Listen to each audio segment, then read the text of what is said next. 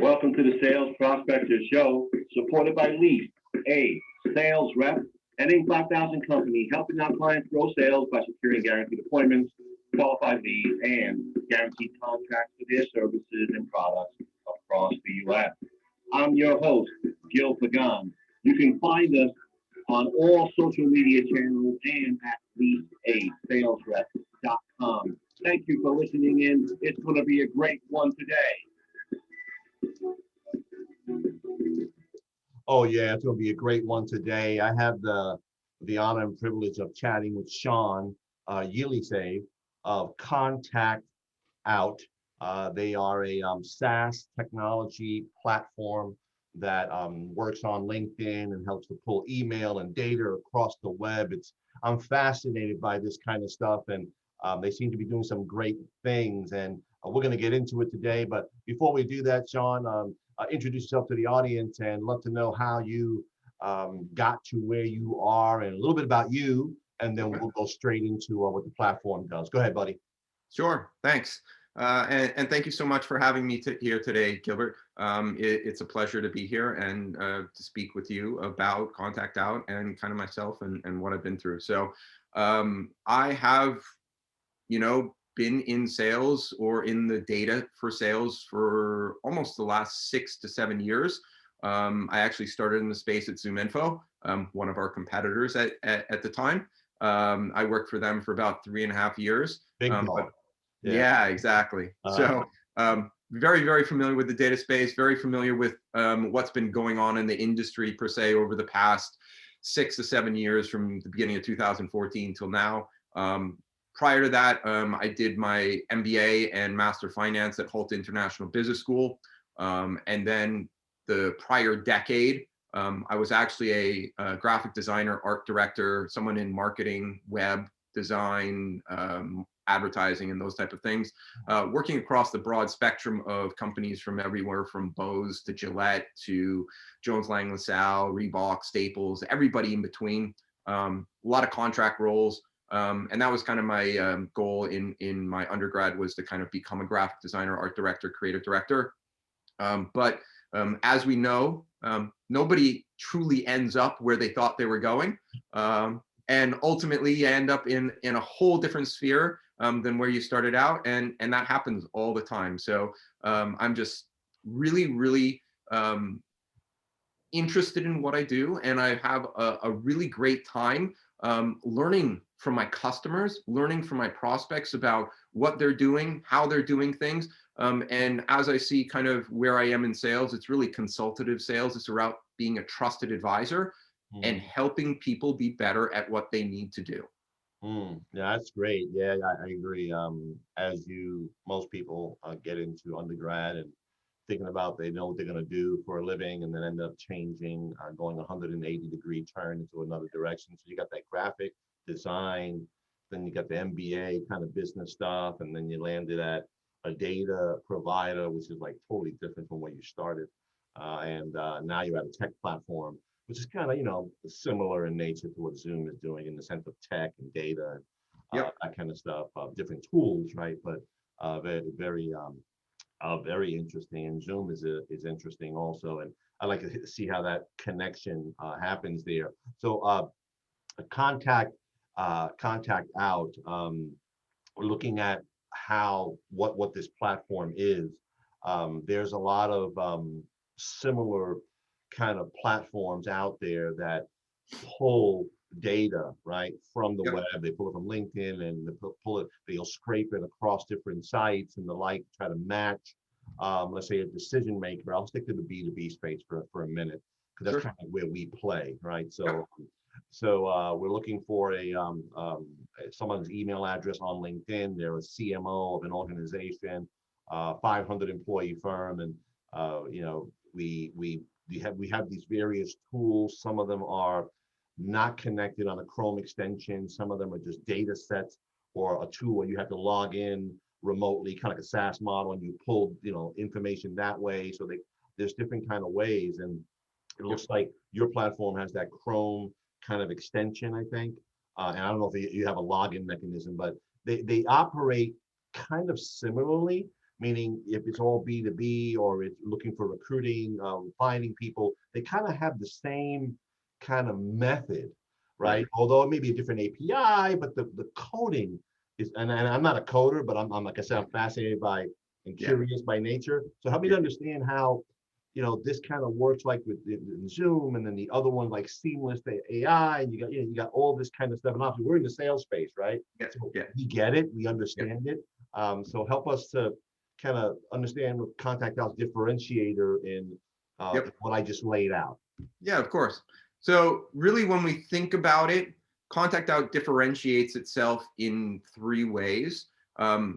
Probably the primary one that has been the driver for our success has been that originally we primarily focused on personal data, personal emails and personal phone numbers, where you got your Zooms, you got your Lucias, you got your seamless AIs, and all these other competitors out there who focus on the business side of things. So they're looking for business emails and business phone numbers. Well, that's great in the regard of sales and marketing because people are looking to reach out to people at work. But when you're talking about recruiting, that's really frowned upon in the recruiting space, to reach out to someone at their current job to get them to go someplace else. So a lot of recruiters don't like the idea of using a business email. There are some recruiters out there that will use a business email because they would rather have anything to get in front of a person than worry about it. But a lot of recruiters out there don't use business emails because they know people don't like it. So they tend to use LinkedIn InMails. But we all know that InMails don't work as well as they did in the past. People have turned off their notifications. People aren't checking LinkedIn anymore. It's kind of like almost set and forget type of deal with LinkedIn. It's like, I have to have a profile because if I want to look for another job, it has to be there. But I'll only check it, once a year, or maybe once every quarter, or once every half a year, or something like that. So no one's really truly interacting with LinkedIn anymore, unless they're in sales, marketing, or recruiting, who tend to use it every day. So when you think about where we are in that space, ContactOut, because we primarily focused on personal data in the beginning, had to step up in the recruiting side because we helped people get in front of the right person personally compared to at work, or in a way like LinkedIn, where you couldn't get in touch with the person because people weren't responding or people had notifications turned off.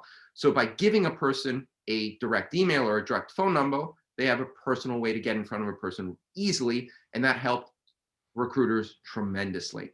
Outside of that, because we focused on personal data, we were able to amass one of the largest personal databases and ContactOut providers in the world. We have over 1.25 billion email addresses and growing as our data set, which is truly the largest data set out there for emails. Our phone numbers are starting to catch up. We started with emails first back in 2015, and then we didn't start with phone numbers until the end of 2017. So our emails really had a 2-year head start. But ultimately, we've started to focus a little bit more on the phone numbers. Also, we've started to see a lot more sales and business development and marketing people starting to use our service.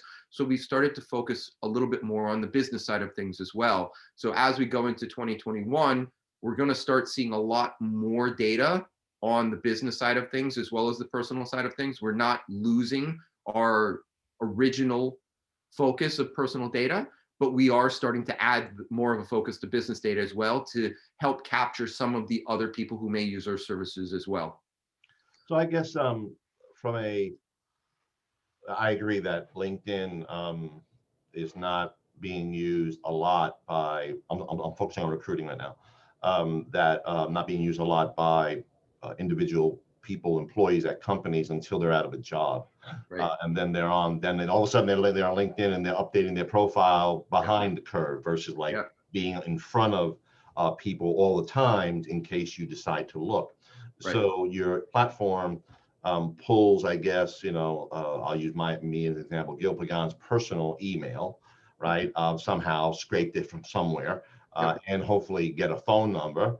And then that information is available to recruiters. I still get recruiting emails in LinkedIn box and offering me a senior VP position at an organization. I just responded to somebody the other day, And I said, Yeah. I said, I'm humbled and I appreciate you reaching out to me, but I'm not your target. Yeah, exactly. But it was probably a automated thing and blast email, stuff Yeah. like that. But so your platform is pulling that data to send an email to their personal email, right? I'm assuming, and also the phone number if you have it, and then I'm assuming that recruiter is going to text that person or maybe call that person, right? Yeah, so Okay. texting is a new type of functionality. Yeah. We've actually seen it a lot more in the recent years than in the past, because everyone has an iPhone, everyone has a Google phone these days. So it's like it makes sense that you can just reach them real quickly by sending them a text. So you're seeing a lot of new texting services come up, which are text as a software as a platform service where people can go in and say, hey, I'm sending texts to all these numbers or something like that. So we're seeing a lot more of that and a bigger trend toward that as we go into the future, because it is becoming a way that people are accepting as a way to get in front of people. Though I think it's getting a little bit too out of hand a little bit. I get a lot of marketing text. I get a lot of political text, and I'm like, wait, I didn't sign up for these. Why are these coming through? What's going on here? You used to be able to get text just from the people you knew, and now you're starting to get all these texts from wherever. So it can be a little bit inundating, but ultimately it is an additional way to reach out to people. Yeah, and there is a whole discussion around texting for sales and texting executives and decision makers without, and I'm saying there's a conversation, pros and cons, without a connection to the person. So again, me getting a text or you getting a text, we've never spoke before, and I'm trying to pitch you on something. I got your phone number, and I'm going right into your phone and saying, hey, we'd like to chat about this. And there's pros and cons to that. And there's discussion on LinkedIn and social circles around whether that's even appropriate. Right. And I don't know if it's worse texting someone using a platform like yours and the other ones that has no relationship with the person, or for business selling, or texting them, you have no relationship with the person, but Right. recruiting. So I think that the recruiting may be a little bit softer. It's like, okay, I'm trying to offer you a job. I got something to offer you. Want to talk to you about an opportunity. Here's a cookie, versus I want you to buy my, my $5,000 product. And now I got a text while you're sitting at your kid's ball game, and you got pissed off. So, I mean, how do you guys deal with that kind of stuff? And I mean, so your platform, and I'm not going to answer that, but your platform. So I sign up as an organization. I have access. I'm a paid member. I can have. I sort, by title, by region, by company. I'm assuming, right? I can do all that. Okay. You can tell me what we can and can't do. So now I got all that data, and I'm gonna go ahead and blast text people. I mean, how do you help me to understand, Sean? Is there even a way to control that, or maybe like, really, hey, you're a paid member, you got the data, good luck. So yes and no. So there are some protocols in place to limit the amount of data that a person can take.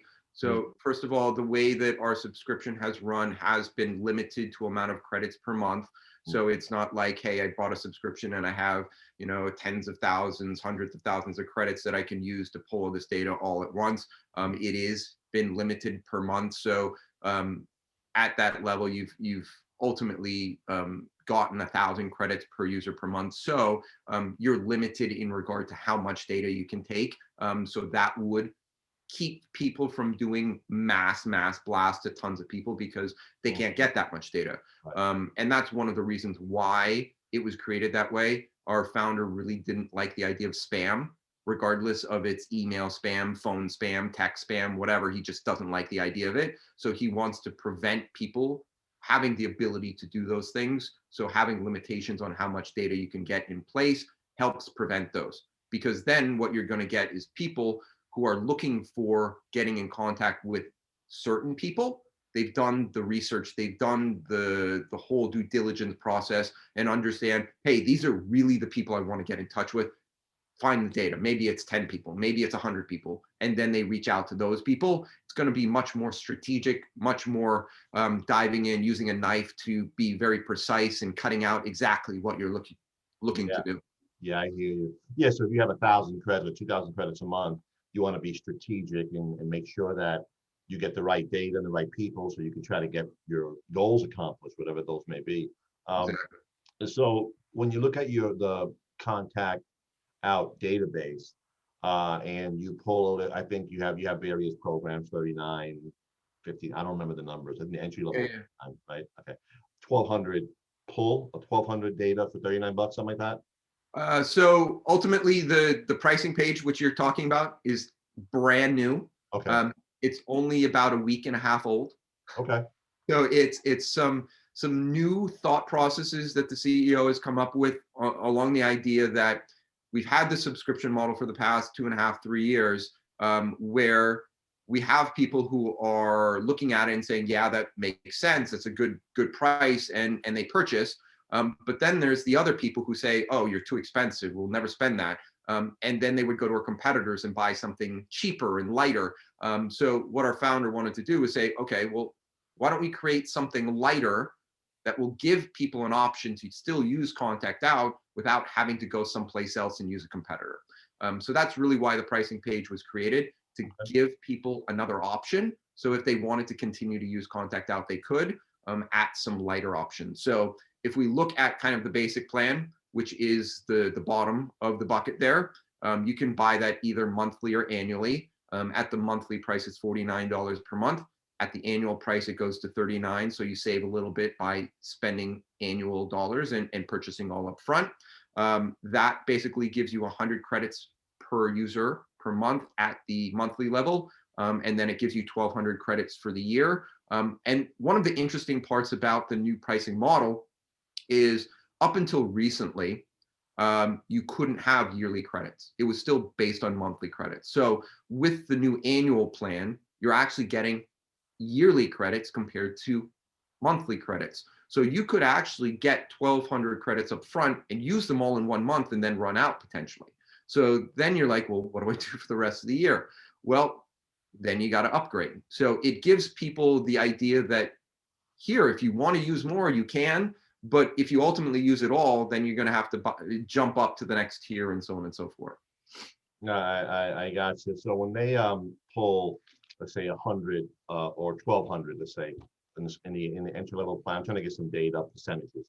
So you pull 1,200, how many, based on your historical data, will come out with emails, and that are accurate, and how many will come out with phone numbers that Yep. are accurate? What are the percentages of that 1,200 we use as an example? Yeah. So when we talk about the credits and the contacts that are used in the plan, they are specifically around getting data.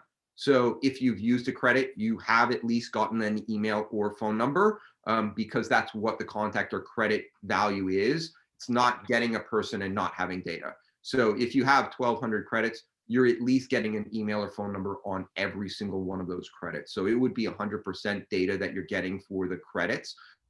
But if you're looking at the availability of data on a per person basis, it's a little bit differently. We're probably at 75 to 80% coverage, maybe a little bit higher than that on LinkedIn. It really depends on who you're searching for, where they are, and who they are. Certain profiles of people, you're going to get better results than others. On a phone number side of things, it was a lot less. We were probably at 30 to 40% level. Our goal with the phone numbers going into 2021 is to strategically grow them to catch up to the emails. So we want to get phone numbers to have the same amount of coverage as our emails, and as quick as possible. So we actually hired someone at the end of last year to go out and specifically find us more phone numbers and then help us get those into the database. One of the things we've also been doing is updating the data. So we, outside of the Chrome extension, which tends to be the primary way people use Contact Out, the reason being is it fits so well in their process flow. They use LinkedIn every day. All I have to do is click on the Chrome extension and there's the data I need. It just was simple, easy, and efficient. They love it. Outside of that, we found inefficiencies. So we started creating this whole experience behind the Chrome extension. We have a user dashboard. It was created because people had to copy and paste the data from the Chrome extension to get into their own systems. So we created the user dashboard so they can save a profile, move on to the next person, do the same thing, and so on and so forth, ultimately creating a list of the people they want to go after. And then they can jump over the dashboard, hit export, and they get a large CSV file of all the data they needed without having to copy and paste. So they're saving time getting the data from our systems to their systems. And that's really why we created the dashboard. We also created our own search portal right within that dashboard. So now you have a different place to go and search ContactOut. One of the things that we've been doing since we kind of started the strategic focus on phone numbers was we've also started to focus on business data. So we've been going out and collecting and aggregating and putting a lot of new data for business side of things into the database. The biggest problem we had with that is because it's new data, now it needs to be indexed. It needs to be made searchable. So for the past month or so, all of that new data has been being indexed. It's been taking a long time. It was just added to the search portal yesterday. So there is a ton of new data that we've just put in our search portal the other day that is now available for people to search and find and use. And it's going to be a great way forward. We're going to be focusing on making that search platform one of the primary products for people to use ContactOut going forward. It's one of our major objectives for 2021 is to really build that out and make it a very robust platform so people can feel like, oh, I don't have to use a Chrome extension. I can actually go to ContactOut search for the people I want to find and find them and get the contact data directly there if they didn't want to use LinkedIn. So kind of like a Zoom. Kind of, yeah. I go into Zoom and search, and obviously Zoom is a lot more expensive and have contract terms and the like. And your model is a SaaS model, right? Monthly, you'll monthly pay a little bit more, or you can pay yearly and use all your credits, right? I mean, so Yes and no. Go So the newer pricing page is kind of along those lines. Okay. The subscription model that we've had for the past 2.5, 3 years is more along the lines of a user subscription and based on volume. So as you add users, you get volume scale discounts built in for teams. So we do have companies who have purchased at those different levels, anywhere from your single recruiters, consultants, all the way up to enterprise companies who are using hundreds of users, or even we have a API where people are doing server to server communication and pulling data directly into their own systems. And they're using, hundreds of thousands to millions of credits a year. So we have kind of a broad range of customers. And the interesting part about that is who our customers aren't always the people that you would expect, which is really interesting. We started targeting recruiters, so we definitely have the recruiter base. Right. We started to get your sales and business development people because they need data as well. A little bit of marketing, but marketing tends to be still business to business focused, so we haven't really been too much on the marketing side yet. But some of the people that are using it that we wouldn't expect, one of the biggest ones is market research. Your people who go out and try to find expert industry professionals to talk to their institutional investors. They love ContactOut because it allows them to get in touch with those expert industry professionals really easily with direct personal information. So they're probably one of our biggest users. The other one, which is a really interesting use structure that I don't think anybody would think of, is journalists and reporters from the likes of Thomson Reuters, CNBC, Huffington Post, Business Insider. They all love using ContactOut because it gives them an easy way to contact sources for fact checking on their stories. And that's a very, very interesting use that we would have never, ever thought of, but it just fits and it works so well. Wow, that's very interesting. I was gonna kind of continuing on that train of thought, based on your experience at ContactOut and also at Zoom and other places. Have you noticed that certain titles or certain titles, probably the easiest way to say it, in on LinkedIn that tend to have a lot of accurate information and data. So let's say CMOs of industrial engineering. That just come that those titles tend to have a phone number, an email, and they tend to be very accurate. Almost like what you're saying, where the journalists are searching on the database to find people for fact checking. Yep. Is there industries and verticals titles that on LinkedIn tend to be very accurate? Because it's interesting. There was one company that we have 4 databases. I'll give you my thought process. We have 4 databases that are proprietary to us. Okay. One of those, they're licensed to us and we use it for our clients. So one of those databases had a agriculture kind of database associated with it. We're not in the ag business, but Okay. they said that their ag data was extremely accurate. Yep. And the phone number and emails of farmers and all that kind of stuff was very accurate. So I'm curious if in the LinkedIn space, is there 4 or 5 industries with titles that are very accurate? You get the email, you get the phone number.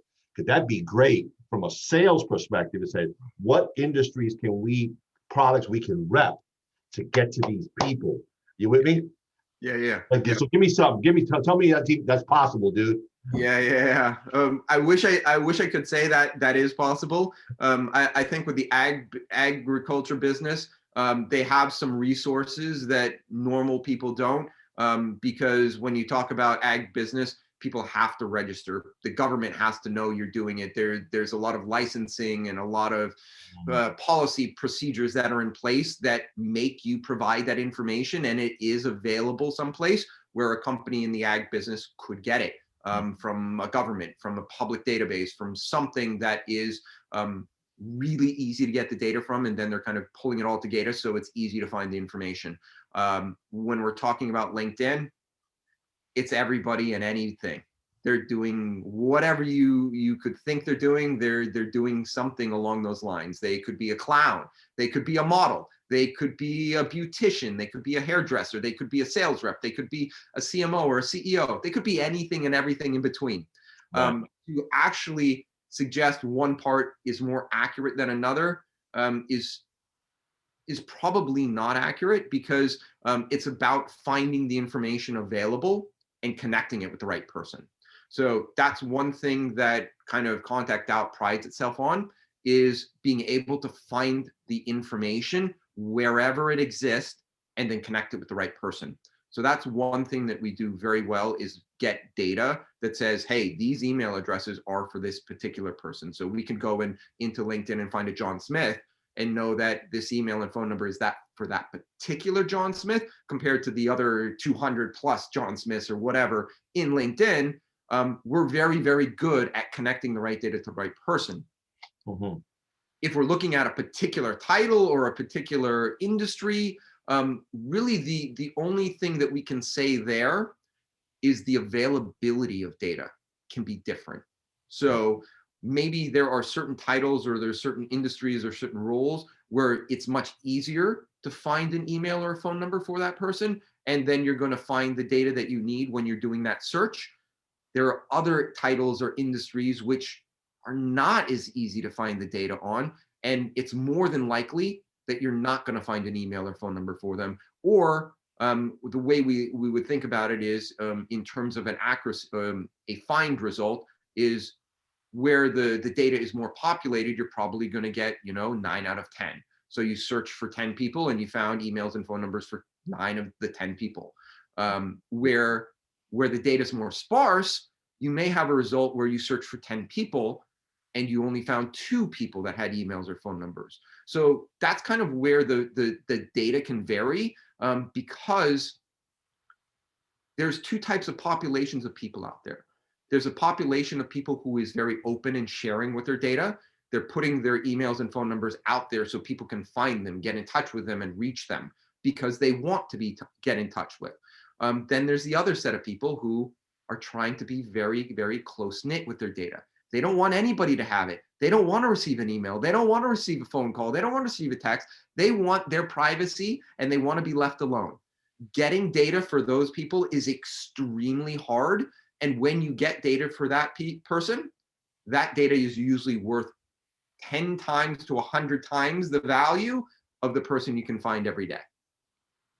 Yeah, that's interesting. And there are certain industries that we have found in our business, just based on experience, not necessarily, any reports, but if you're in a tech software space, as an example, the chances of you being found on a LinkedIn is going to be very, very high because obviously they're in tech and software, and LinkedIn is a social media job posting business to business site, and it is the monster in the marketplace. So you're going to find that now if you're a restaurant owner, you have 4 locations, you're trying to find servers and waiters, you ain't going to find them on LinkedIn. Right. They're just not there because it's a low hourly wage kind of staff, and you got to go traditional recruiting, advertising, postings to try to find these people. Although you may be able to find some of their information if you used maybe your platform online somewhere, scrape it somewhere, but the accuracy may not be there because they're just not out there doing stuff because they are in a different mindset, different industry, just so it depends, I guess, right? And I agree with you. I got people in the healthcare space. I'm talking about hospital operations people running clinics, administrators. I know a lot of them. They are not active on LinkedIn. They may have a profile with like 20 contacts. They are not there. But when they're looking for a job, oh, they're out there looking, and they'll be on LinkedIn and updating stuff, but they are just not there. So there are certain industries that are just not there, and that's where some of the technology comes in handy, pulling stuff from other places to try to connect the dots, as you say. And do you guys have a meter or something that says that the likelihood of this information being accurate is 95% accurate, or it's 80% accurate, or some of the providers like Inside View, like Upleave, these other providers say that the email we guarantee at 95%, the phone number, 70. So you guys got a metering system like that at all? Not really a metering system per se. We've done kind of our due diligence to understand the accuracy of the data in terms of kind of how accurate you can expect it to be. But in data, in our data, in everyone's data, there's always a natural variance. So you could say, hey, we're 99% accurate, but you know what? It may be 80% on that search. It may be, 70% on this search. It may be 90% on this search. It's going to vary. You can't expect the same thing on every result because data is finicky. It changes, it adapts. It's not always the same, even though personal data tends to last longer than business data because people don't change the personal data anymore with the advent of cloud email. They still create new emails. That doesn't mean that they're not out there doing more things or creating new things, because they are. The likelihood that they just still have that old personal email is very high. So they still may check it, but they may not be using it anymore. So there is the likelihood there. But when you talk about kind of the accuracy on kind of a email or a business email or a phone number, it's really hard to say. Sometimes it's going to be very accurate. Sometimes it's not going to be accurate. In the data industry, it just is that way. Nobody can be 100%. We would love to be, because if we were, everyone would come and buy our services because we would be the golden ticket. And it would be like, oh, yeah, everyone has to buy ContactOut because they're 100%. They have all the data. It's all accurate. And if we go to them, we're going to find what we need. But nobody can say that. It's just impossible because things keep changing. And one thing that B2B data providers have had to deal with last year in particular is COVID. It was a huge curveball because normally even your Zooms have this way to understand, I have this certain amount of data that's going to go bad over the year. I'm going to make up for that by updating and making the data more accurate and kind of churning the flow of data. But because of COVID, all of a sudden, millions of data points just went bad that they weren't expecting. So now they're chasing their tail, trying to catch up to all this data that went bad that they weren't expecting. It was a huge, huge curveball for the business data industry this year. Yeah, for everybody. That's just everybody in general. I totally agree. And as a sales company ourselves, we face some challenges in trying to get a hold of people, and Yep. stuff, phones weren't being forwarded, emails, had to be forwarded, and just stuff wasn't happening. Technology was Right. breaking down. It's just, all this, it couldn't find people. Yeah. They were bunkered down, and we couldn't get them. So, Exactly. right, it is what it is. So we're getting to the lightning round questions now, and we'll summarize our conversation in a minute. Of I guess the three important points and takeaways of Contact Out, and how you can be a help to the audience and the recruiters in the B2B sector. But Sure. lightning round is more about you. Okay. So if you and this may take a little bit of thinking, okay? So you don't know what I'm going to say now. What if you had a superpower, Okay. and that could make you do anything, what would that superpower be? Um, the Have to be superpower. business. Yeah. Yeah. To be So, business. Yeah. so the superpower would be all knowing, because I think one of the biggest parts of where we are today is information is the most valuable piece in the world. It allows you to do pretty much anything. If you know how to do something, you can get a job in it. If you know how to connect with a person, you can reach them for whatever conversation you need to have.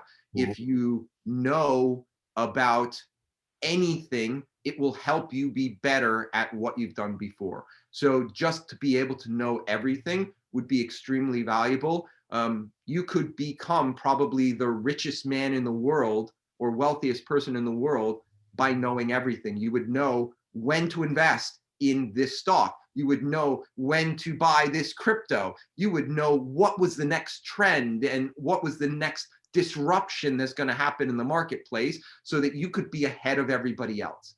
It would be amazing. Wow, yeah, that's very interesting. Interesting perspective there. So you coffee drinker, hot or cold?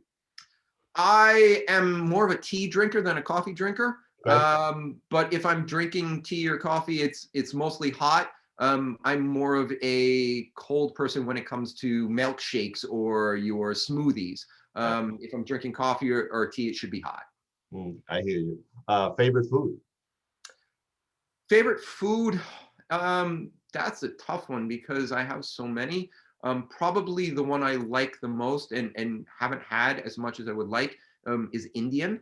I always love to go to a good Indian restaurant, and one of the particular pieces of Indian food I love the most is naan, and the different types of naan, and the variations of how they make it. I'm a bread person, so naan is just really, really good. So now, at some point this week, you need to get out to an Indian restaurant. All right. Yeah, that would be awesome. The seed's been planted. Yeah. So, are you a meat eater at all? Burgers, hot dogs, pizza?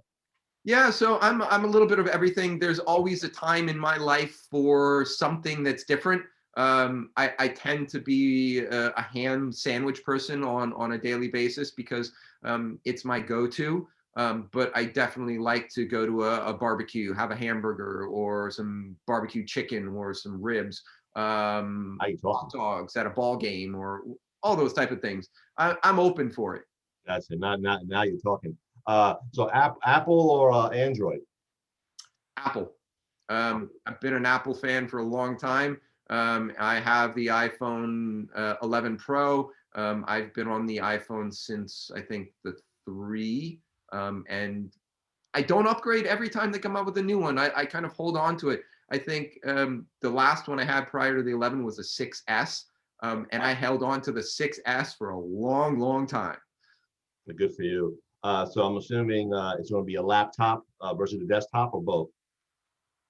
It's a laptop. I've gone back and forth between desktop and laptop, but definitely in the sales space, especially when you travel, having a laptop is key, especially if I want to go on vacation, because then you can just put the laptop in the bag, go on vacation, and if you have to do something for work while you're on vacation, it's there, you can do it, and you're a way to go.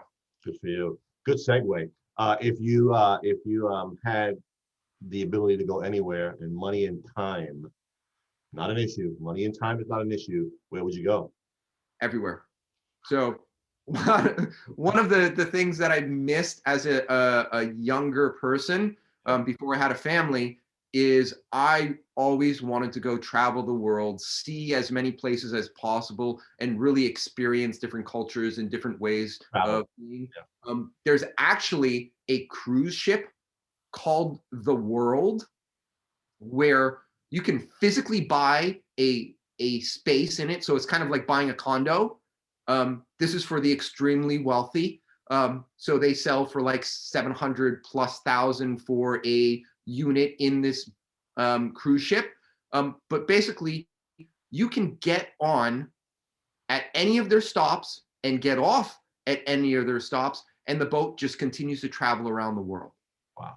It would be amazing to have an experience like that, to be able to just get on a kind of perpetual motion object that's going to continually take you from one place to the next place to the next place, so you can experience everything. And then maybe you decide, okay, I'm getting off here, I'm going to spend some time here, maybe I'll spend a couple weeks, a couple months, and then you need to get back. Okay, you jump on a plane, fly to the next spot, the ship's stopping, jump back on, and you're on your way again.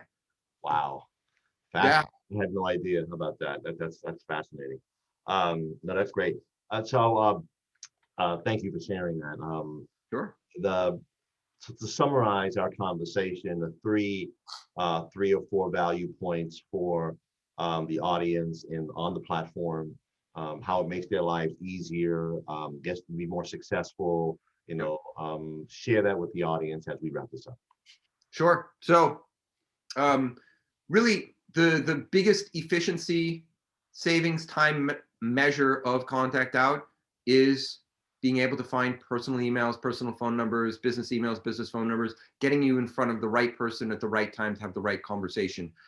It's super simple, especially the Chrome extension, because it fits right within your process flow. You don't have to go anywhere else. You're already in LinkedIn. You're already searching the people. All you got to do is click on a little logo. There's the emails. There's the phone numbers. Quick, simple, and easy. And really, we win in the marketplace for 3 reasons.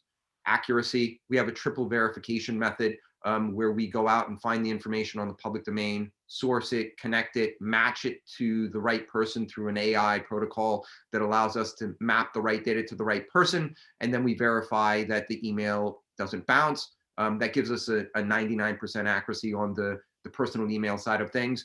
Then volume-wise, we're at over 1.25 billion emails and growing, which is really one of the largest databases in the world. So we're more than likely having the information that you need on the people you need.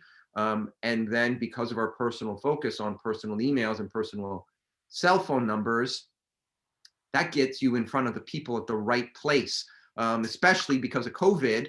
Mhm. It allows you to get to a person who's no longer in the office and working from home, and you can't reach them. Well, you can pick up that phone and give them a call on their cell number, and there they are. You got in touch with them. Great, excellent. Thanks for summarizing that and the value to the audience. And I enjoyed chatting with you, Sean. It was great. Thank you for sharing about your history and how you started and where you are now, and the platform and the value of the business, and a little bit about you, your background and your likes and all those kind of stuff. I enjoyed the conversation, and listen, all the best. May this year be a breakout year for ContactOut, and that the owners and you be successful in everything that you do. That is our hope for you this year. Well, thank you so much. And I really appreciate you inviting me to your show, Gilbert. It's been a great time and very, very interesting. And I wish you the same. I wish you all the best with your vlog and your podcast. I hope you have as much success as you dream of. And we have a banner year where we can both succeed, so both reward ourselves and be successful, and have one of the best years that we had since COVID started.